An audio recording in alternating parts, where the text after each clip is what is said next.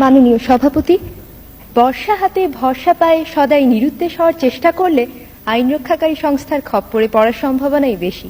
আমি নির্বিবাদী মানুষ, মুরগি কাটা দেখলেই মন খারাপ হয়ে যায়। তবে ছোটবেলায় নিজেকে বীরপুরুষ ভাবতে মন্দ লাগতো না। হারে রেড়ে বলে কেউ এগিয়ে এলে মাকে রক্ষার ভার যদি আমার উপর এসে পড়তো, সেটা কেমন মজা হতো জানি না। কিন্তু আমার অধ্যাপিকা মা গায়ে এক রত্তিও সোনা পড়েন না, সুতরাং কল্পনার সেই বীরপুরুষ বেশি দিন টিকতে পারেনি। তবে ভীতু ভদ্রলোক হওয়ার যে বিপদ আছে সেটাও খুব অল্প বয়সেই জানা হয়ে গেছে। বান্ধবী এসে একদিন বলল, এসো আমরা আমাদের সবচেয়ে প্রিয় জিনিস বদলা বদলি করি। আমার চমৎকার বিদেশি ছবি আঁকা পেন্সিল বাক্সটা গেল, বিনিময়ে পেলাম তার পরিত্যক্ত রাবার। শুনে সবাই হেসে বলল, একটু চালাক চতুর হতে হয়। কিন্তু আমার খুব দুঃখ হলো যখন দেখলাম ও আর আমার কাছে আসছে না। একবার এক আবৃত্তি প্রতিযোগিতায় যোগ দিলাম।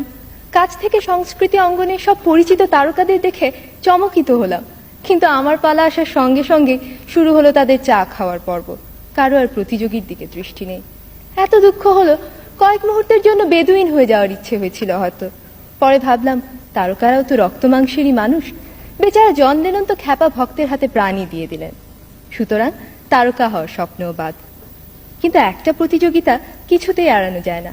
অনেক খাটুনির পরও পরীক্ষার হলে বসে মনে হচ্ছিল বড় নড়বড়ে পরীক্ষার্থীর আসনটা, যে কোনো অপ্রত্যাশিত ব্যাপারই ঘটে যেতে পারে। হলেও তাই, কম্পিউটারের কুয়াশায় হারিয়ে গেলাম। আমার বাবা তার খেয়ালি কম্পিউটারকে কষে চড় মেরে ঠিক রাস্তায় নিয়ে আসেন।